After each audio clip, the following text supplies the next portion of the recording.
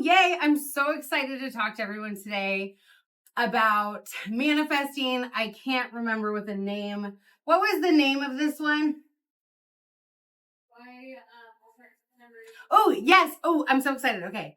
We have a different name with a very similar theme because it's like my thing that I teach, but I can put it really into any kind of topic that people are dealing with, and I can help from there. So one thing that we're noticing over the summer as we're working with people and talking to people online and talking to people in seminars is that a lot of people want to take the summer off and they don't want to start until September because they feel like they're in vacation mode.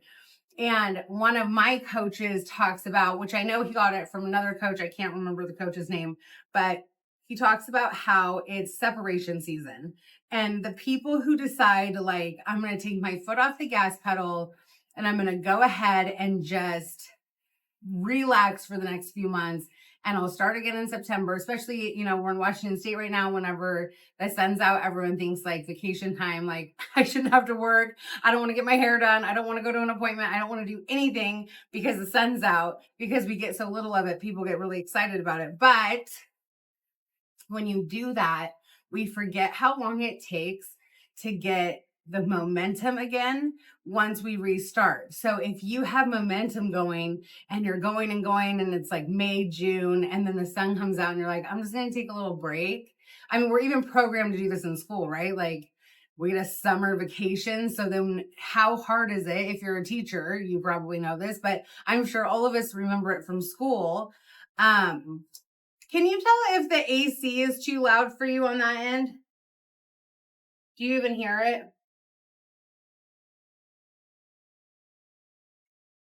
Do you hear the AC on your side? Oh, sorry. Okay.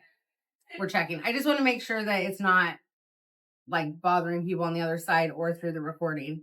Usually we're not this much of a disaster, but man, this morning is like not coming through.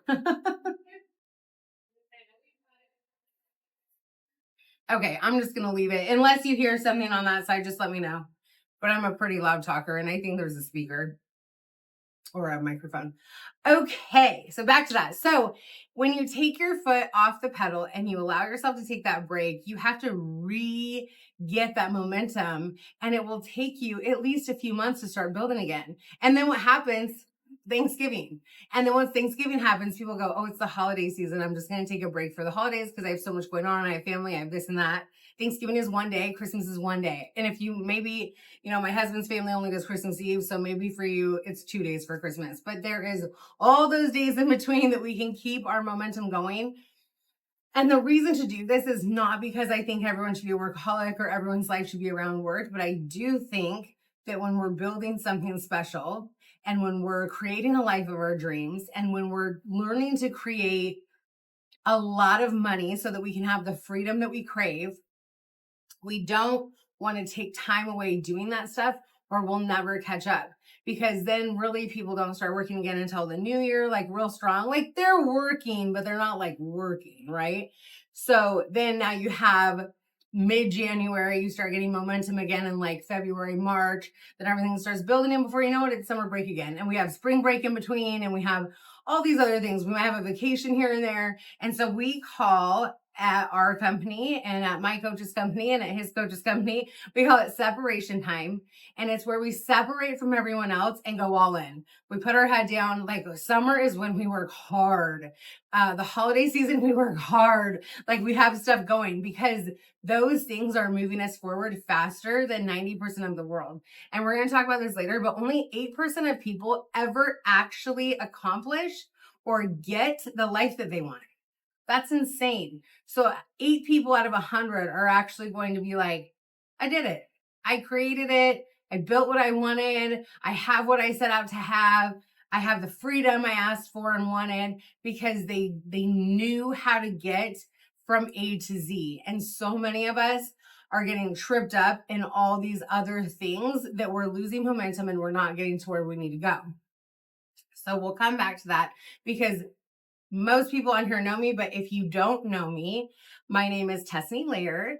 And the reason I'm qualified to tell you all of this is because I was a disaster. I was, clearly I still am, but I was a bigger disaster. I was a party teen.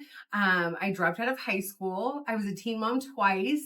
And then I decided after I had my first daughter, I was like, oh no, I better get my life together at 17. And so I decided I was going to go to dental school. There's a huge story I could tell you on another day, but the moral of the story is I ended up trying to go to med school because I thought that was the only way I was going to give my kids the life of their dreams. And I ended up in an orientation where they told me, you're not going to see your kids for 10 years if you do this program. And I was like, oh my gosh, I didn't even want to be a doctor. I wanted to be a doctor because in my mind, that's the position that paid for the life that I wanted to have and the life that I wanted to give my kids. And the funny thing is I actually talked to my own doctor multiple times during this season in my life and was like, I'm going to be a doctor. I'm going to go to med school, this and that. And she kept going, don't do it. If you're going to do it, don't do it in the state. Like the insurance is so high. Like she was not lit up about it at all. And I remember seeing her in the parking lot one day. She retired twice while I was her patient, and came back both times. I think she's still a doctor. She's not my doctor anymore. But I remember she had like this old broken down van. And I was like, oh, wow. Like that's not what I thought. That's not what I thought a doctor would have, right? In my mind, this doctor position was going to create the life of my dreams. How does she have a broken down van? How does she keep retiring and keep coming back? And she's not happy. And she keeps coming back to different clinics, trying to find a different way to do it. And it's not working. So then I'm from the beauty industry. The beauty industry is like my real career that I went into. So 18, 19, almost 20 years ago, I was sitting here thinking like, what am I going to do with my life now after I've wasted all this time taking prereqs to go to med school? I had to take a lot because remember I dropped out of high school. So I go get my hair done and I'm sitting in the chair and my sister's with me. She's getting her hair done. And I'm like, I just don't know what I'm going to do with my life. I have to create this life for my kids and I don't know how to do it. And all of a sudden, for the first time ever, I noticed my hairstylist is dressed from head to toe in designer clothes. I've met his wife and I've seen her Porsche, and I know the Jaguar outside is his. And I know they bought a new house on Lake Taps. And I know that their kids go to private school and that his wife stays home. And I'm like, wait a second, that's the life that I was talking about. That's the doctor life I was trying to get. But my doctor doesn't have that life, but my hairstylist does. And I was like, wait a second. Okay. Now my younger self wanted to be hairstylist, but I thought like teen mom hairstylist, it was like cliche.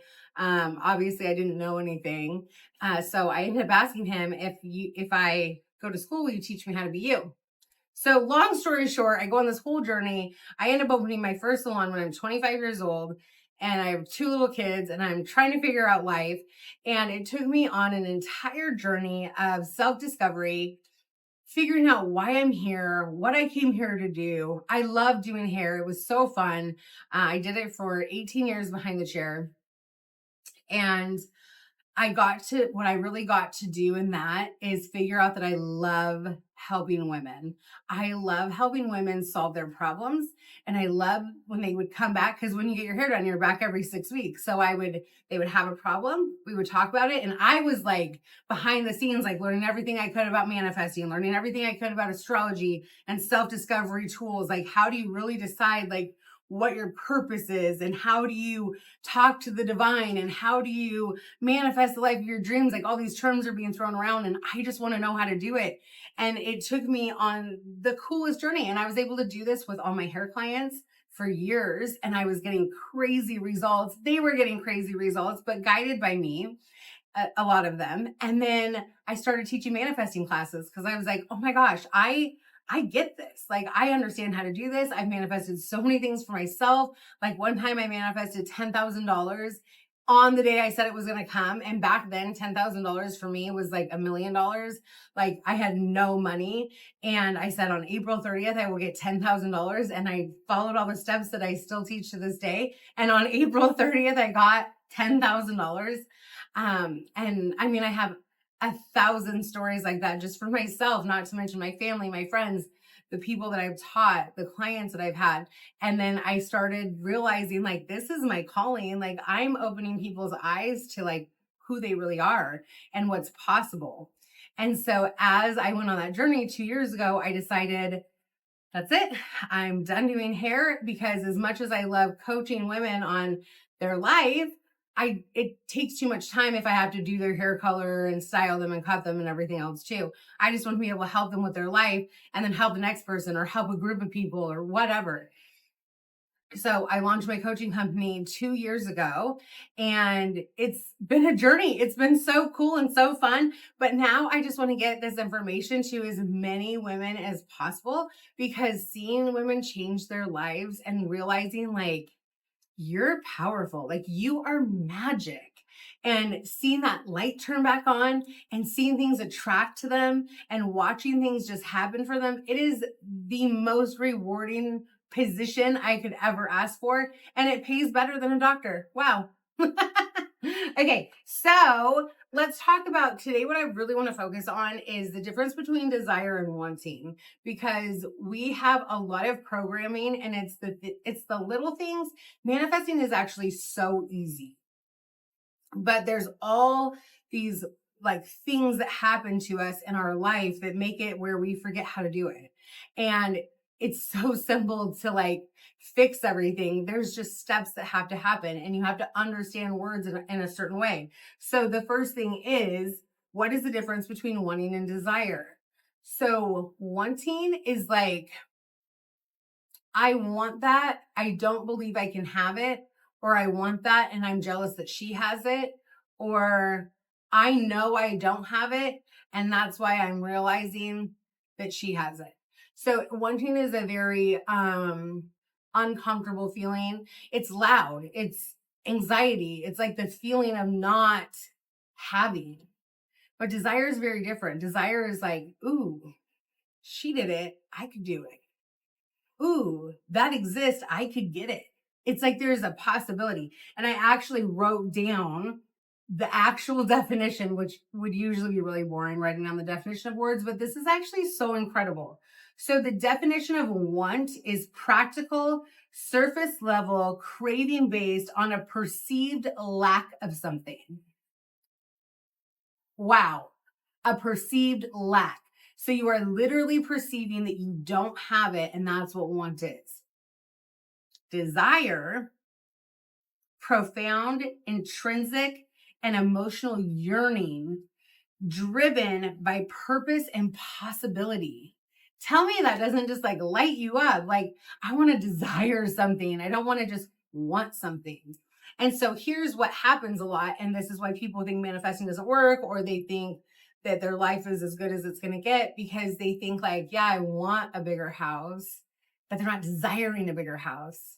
Yeah, I want more freedom, but they're not desiring more freedom. Do you hear the difference or feel the difference? If I want more freedom, I'm realizing I'm not free. I'm stuck in my 9 to 5.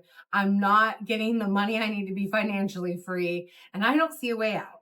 But if I'm desiring it, I'm seeing there's a possibility. Like I might have to do this right now, but there's a possibility for me to create that. And I can create that freedom and I can afford that bigger house because in my perceived, like, and being able to perceive that it's possible, I'm able to find pathways and opportunities there. Is this landing? Is everyone feeling this? Awesome. Okay. So here is a great way to see if you are, I always get distracted on this thing. Sorry. I just want to find, oh, it's already on the side, I think. Okay. There it is. Okay. Sorry. The Q&A board always distracts me, so I just need to get it up. Okay. So when we're saying things, this is how you know that you're in want mode. So if you're saying things when you're watching someone who's doing well, or you're watching someone who has something that you want, Or like, say your cousin just got married and her wedding was gorgeous and you cannot afford that type of wedding. Or your best friend just bought a Chanel bag, or your sister just bought a luxury car. When you're seeing these things happen around you, are you going, must be nice? Well, she's a workaholic, so she doesn't even get time with her family. Or like, she's so lucky. Like, are those the things that go through your head? Uh, Even if you're not saying them out loud, those are the cues for you that you're in want mode and not desire. Because this is what's really cool. So when things show up in your life, when you're around people who are getting luxury cars and bags and raises and going on trips and you're surrounded by it, that's the universe saying, like, you're in the energy of that. You're in the frequency of that. If it's around you, it's there for you too. You just have to open yourself up to receive it. So you seeing it and having other people around you get it is you being told, like, it's right there. Like, you're on that frequency. You wouldn't even be able to be around those people if you weren't on that frequency. So it's actually a cue that you're on track. This is why they always say, like, don't be the richest person in your friend group. Don't be the most successful, because now your frequency is being lowered because you're the only one, right? So you want to be around people who are doing bigger things. But what that means is you have to be able to see life through the lens of desire and not the lens of want. Because if you're seeing it in want, you're going to create jealousy, you're going to create depression, you're going to create anxiety, you're going to create all these terrible emotions and push this life further and further away from yourself than understanding, like, look at where I am. Look at who I'm around. Look at what the people around me are doing. And that is the universe saying, like, you're here too. Just open yourself up to receive it. And we do that by shifting to desire. Okay. So let's talk about why we lost desire, because desire is natural inside of us. Like, we're supposed to desire. We come to earth so that we can expand and grow our soul.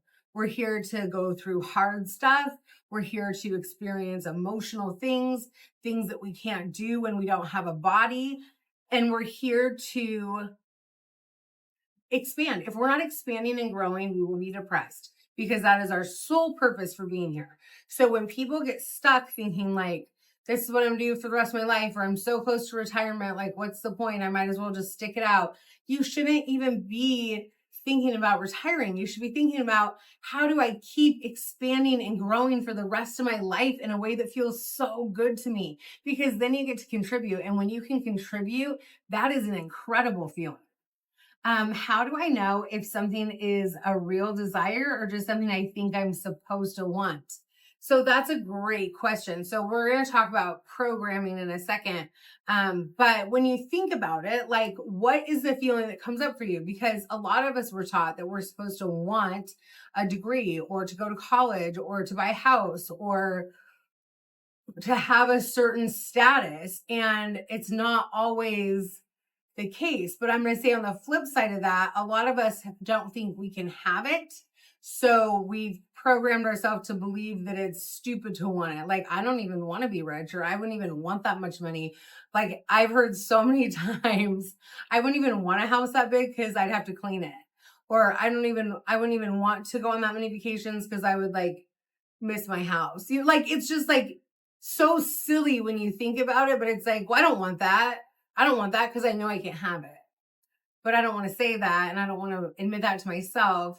So I'm just going to come up with another reason why I'm saying I don't want it. So if you think it's something you're supposed to want, like, look at the desire or the thing and say, like, does this light me up? Like, just close your eyes. And if you understand your human design and you know your authority, you can use that authority as, like, how your soul helps you make decisions.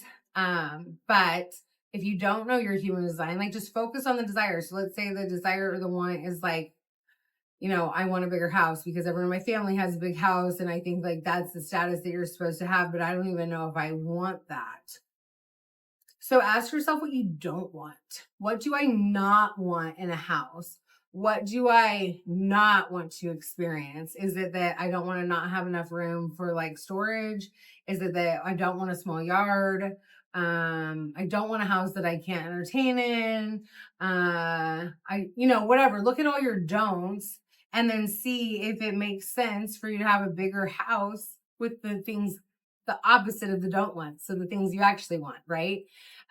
Because yeah, I mean, like, I think that the college one is huge. Like, so many of us were programmed to think like, I have to go to college. Like, I want to go to college.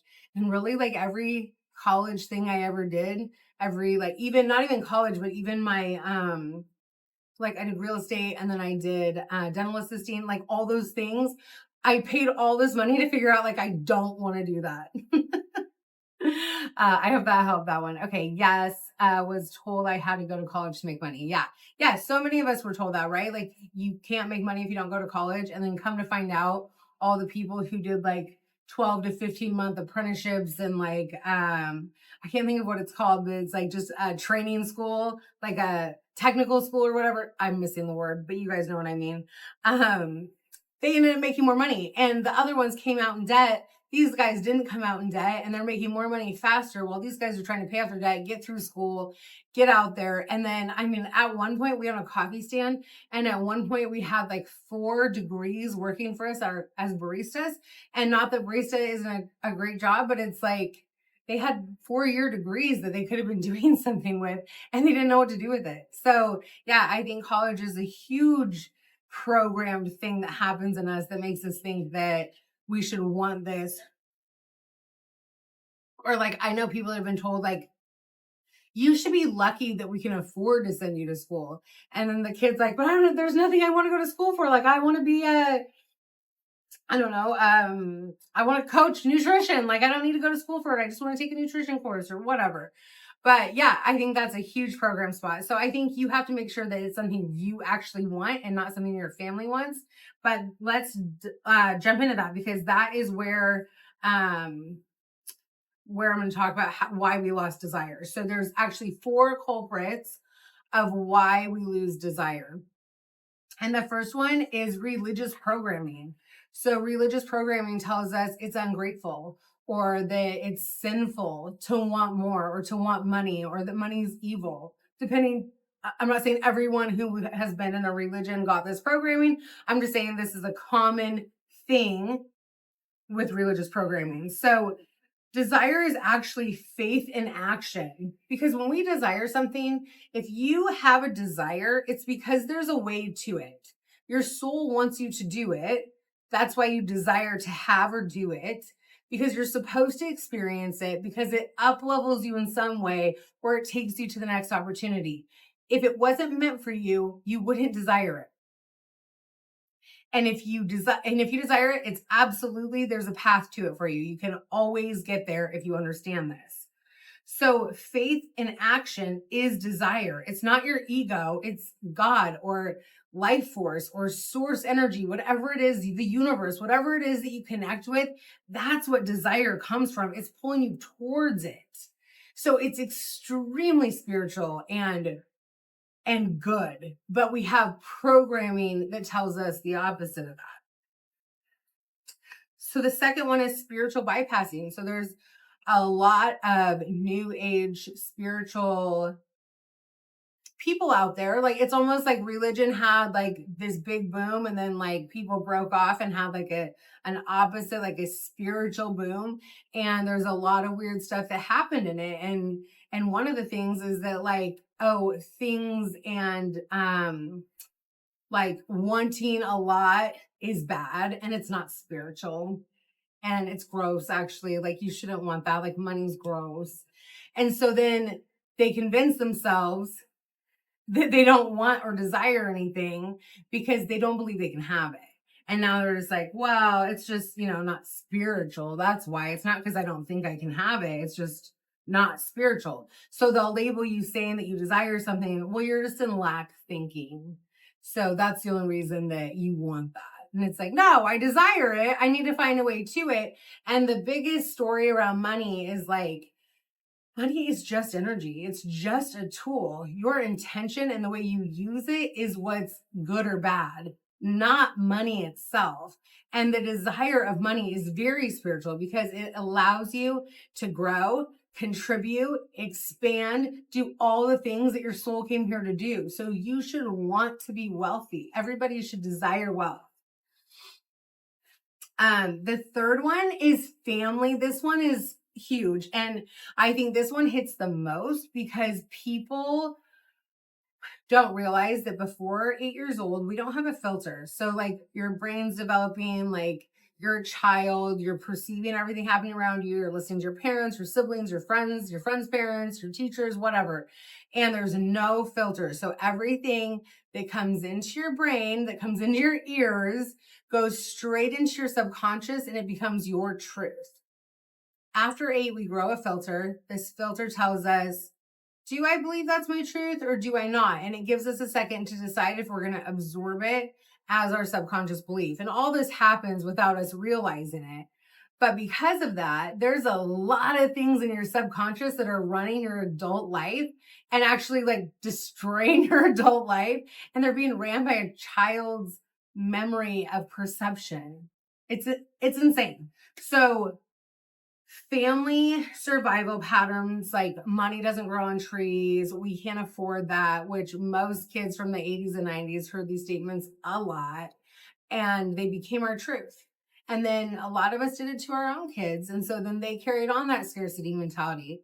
So what we need to remember is that our parents also have this programming.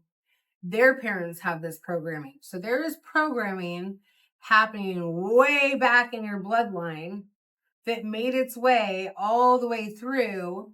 And they were living in a different timeline. They were living in a different world. They were living with different circumstances. And so it may have been true for them, but now we've made it our truth and it's not true for us. So I have to tell the story. If you've been with me before, you've heard the story 900 times, but it's super important, I think, in illustrating this. So it's called the ham story. So there's a little girl, it's Christmas morning, and her mom's making the ham, and she cuts off both sides of the ham, puts it in the pan, and puts it in the oven. And the little girl says, why do you cut off both sides of the ham before you stick it in the oven?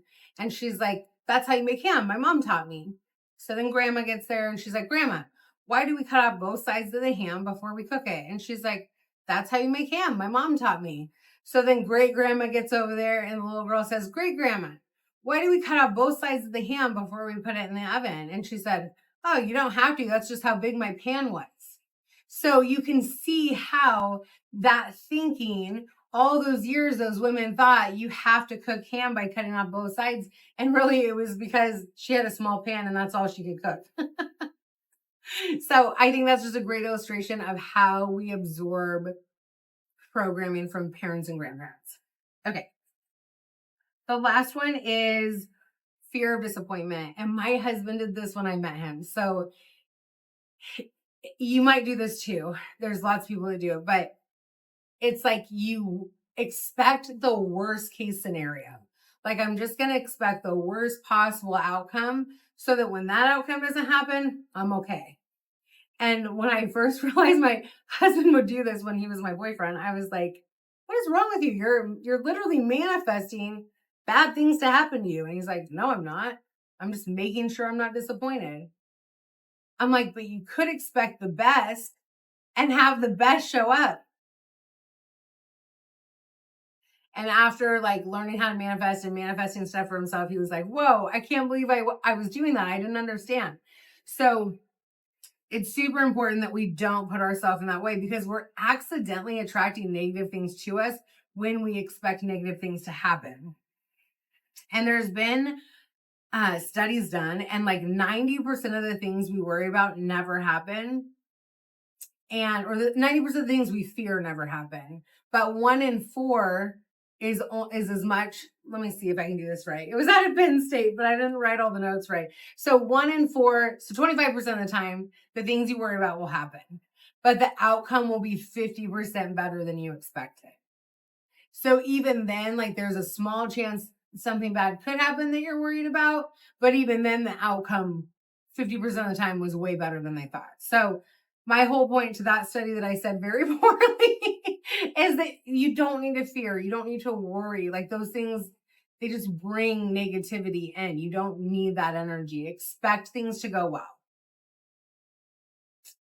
Okay.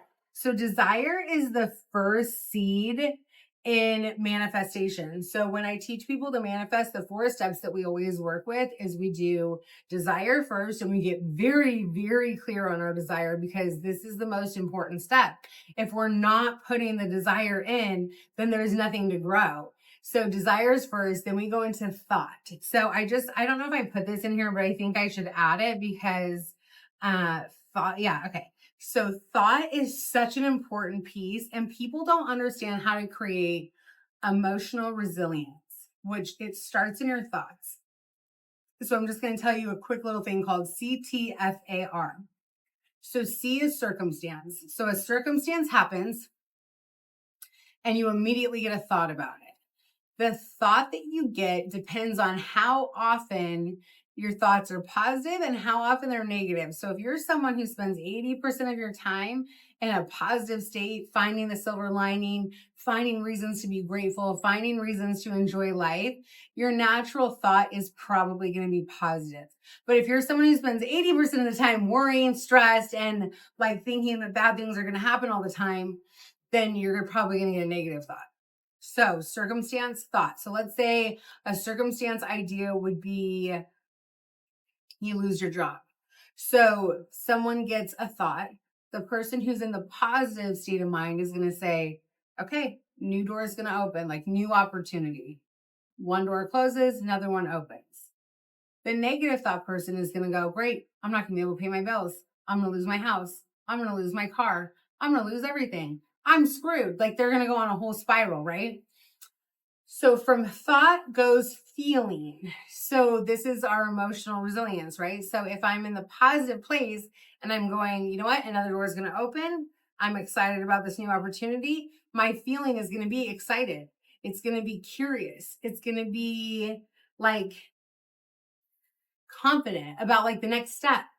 But if my feeling is in the negative energy, it's going to be, depressed, anxious, scared, a whole bunch of other negative emotions, right? Okay, so CTF, we're at feeling. So A is action. So your feeling will create your actions and everything that you do. So if you have a negative feeling, you're going to have a negative action. So if I'm feeling depressed, anxious, stressed, fearful, I'm probably going to get stuck. I'm probably going to stay in bed, doom scroll. Like, I'm probably not going to do anything productive because I'm going to freeze. But if I'm feeling confident and curious and excited and all these things, the actions I'm going to take are to go find another job, to go find a better job. And I'm going to see opportunity because it's what I'm looking for. You see how this is going? And then last is the result. So the person who won't get out of bed because they're so depressed because it started with a negative thought, they're probably going to lose their house, or they're going to go into debt, or they're going to have some problems because that's what they created through the emotions that they're feeling. The person who took all the action, they're probably going to find a better job. They're probably going to get a raise. They're probably going to realize this is the best thing that ever happened to them. So that's a great way to look at number 2. So number 3 is identity, which I have another class. We can go way into that. But the number one thing people miss in manifesting is they don't realize they need to identify as the person that has it. They have to be able to hold it. And let's just jump into that for 2 seconds. So let me just read my notes so I don't miss anything, because this is so good. So nothing is created without desire first. It precedes thought, identity, and action. It has to come first. You can only plant a seed you are actually willing to hold. So this is what I'm talking about. Your identity has to match someone who can hold what you want. So this is why when someone loses weight and they gain it all back, it's because they didn't change their identity. They changed the scale, but they didn't change their identity to be someone who can hold that size. They didn't identify as a person who's in shape. They still saw the same person. This is why when someone wins the lottery and 2 years later they're broke, which happens all the time, because they don't see themselves as a wealthy person. They don't take action as a wealthy person. And so they lose all their money, go back to the identity that they believe they are. That's what's so important about identity. Also toxic relationships. This is why people stay in a loop of toxic relationships, because they see themselves as someone that gets cheated on. They see themselves as someone that men don't respect. They see themselves as someone who is a caretaker and a fixer. And so they stay in that loop of the identity that they believe to be. Wanting from a place of believing that it's bad or impossible is not desire, it's suppression. Desire is not anti-spiritual, it is spiritual. Creation itself begins with desire. Desire is your soul's roadmap to who you are becoming in this life, who you're here to be. So this is where I have to know what we talked about earlier about how only 8% of people will ever actually get what they desire, will actually get the life they desire. The life that they dream of as a kid and as a young adult, the life that they're building, 8%. And I tell you this not to depress you. I tell you this because I'm going to be one of the 8%. I'm on the journey. I've already gotten more than halfway there, and I'm going to tell you how to do it because I know, because I'm doing it. So I spent 2 decades trying to figure this out myself. I read every book. I've been reading, I either listen to Audible or read a book every single day. And it's always about growth or expansion or manifesting or mindset. It's always something to build me so that I understand more than I did the day before. And I've been doing this for 2 decades. And then I bought all the courses. Bless you. Then I bought all the courses. Every course that was like under a couple grand, I would think like, oh, I'm investing in myself. Like, this is good. Like, I'd get a little bit out of it. I'd make some traction. And that, I mean, it got me somewhere, but I spent 18 years getting to where I was 2 years ago when I finally said, like, if this is truly what I desire, I can't do it myself. I don't understand this enough on my own, and I don't have enough accountability. And I'm a very accountable person. Like, I make things happen. I will work 1,000,000 hours a day if I have to get to the other side of a goal. But you don't know what you don't know. And that's what I started to realize. And that was when I invested $10,000 in myself with Tony Robbins, because I was like, I have to figure out how to get from A to Z. And I've been trying for 18 years and I'm still at C. And I had made some progress, but I was never going to get to the other side of it. This is why so many people never get to the other side of it. And that 8% that hits their desire, 95% of them did it because they had a coach. So when you have a coach, you have someone to mentor you, you have your chance of succeeding and actually getting the life you desire increases by 95%. That's insane. Okay. From there, I just want to tell you that because that's what I've learned. And I have, like, in the last 6 months, I've accomplished more than I have in the last 2 decades because I have guidance, because I've had a coach for 1.5 years. I went to every single one. After that first seminar, I bought every single one of Tony's seminars. And it's easy to say, like, it sounds like, oh, I just had money to do it. I literally had no money, none. Like, the lady told me it was 10 grand. I'm like, cool, I can't do it. Like, there's no way. But when you decide something and you make a decision, the universe moves things to make things happen. So she told me, what is your life going to be like in a year if you don't do this? And I was like, probably the freaking same, because it's moving like a snail up until this point. I can't get any further. And I've read everything. And I just said, okay, I'll figure it out. Okay, I'll do it. How long do I have to pay it? And the money came because I made the decision.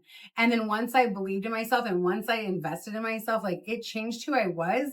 It changed my thoughts, my feelings, my actions, and my results, because I took action and took care of me and realized what I was worth.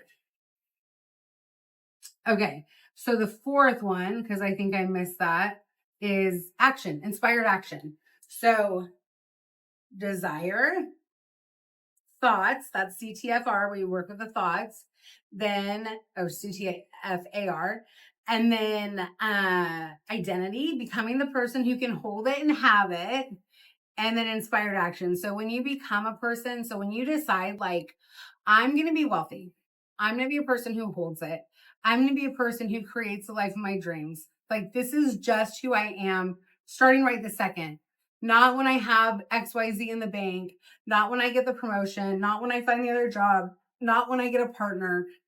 Today. Today, this is who I am. And so now all the decisions I make from today on are the decisions that are going to create the life of my dreams, because I'm making them as that version of me. And that pulls me to that. So those inspired actions that you take, you get them because you've decided that's your identity, and the universe and your subconscious has to prove to you that you're right, that it's true, and has to find those opportunities for you. So that's how you manifest anything that you want. Okay. So manifestation is the act of bringing an idea, desire, or condition into reality.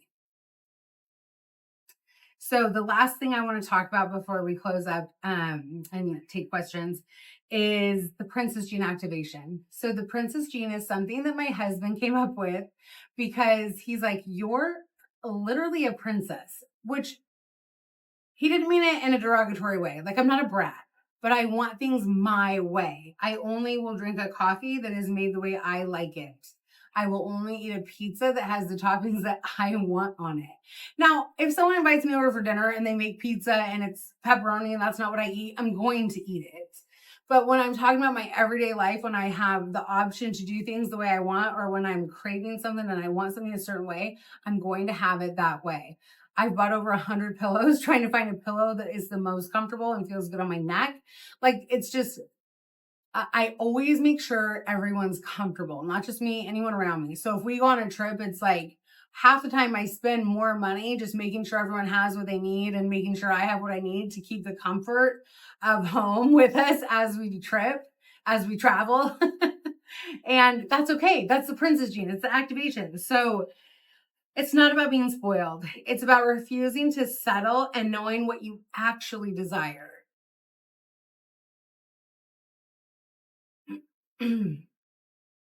Okay, so we're going to do 3 rapid fire questions to uncover suppressed desire. Okay, so just write it down as soon as I say it. What do I secretly want but consistently downplay? Just write down the first thing that comes to you.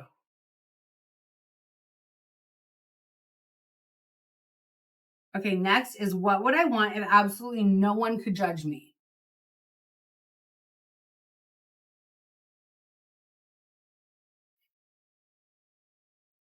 And then last, what do I claim I'm fine without, but I keep thinking about it? You got to get really honest with yourself. But do this exercise, because getting honest with ourselves is the first step to actually having what we want and being one of the 8% that creates the life that we desire to have.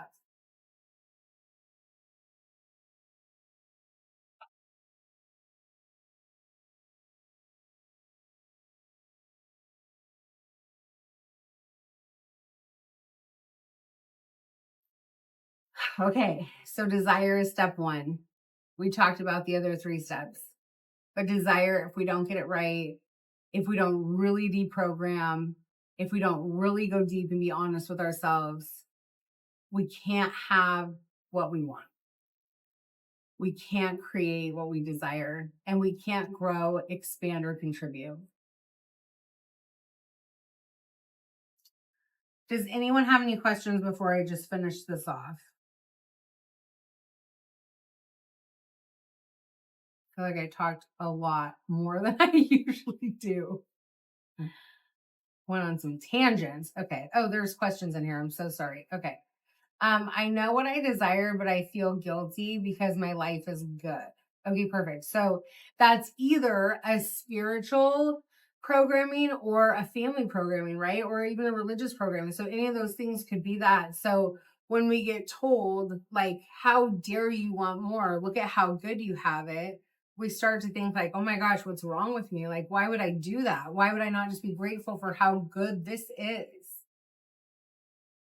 But we're supposed to expand. We're supposed to grow.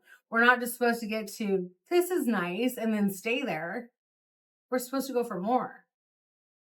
How boring would it be if you just get to hit your first goal and you stop having goals? If you stop having goals, you stop living. If you stop living, you die. That's just how it is.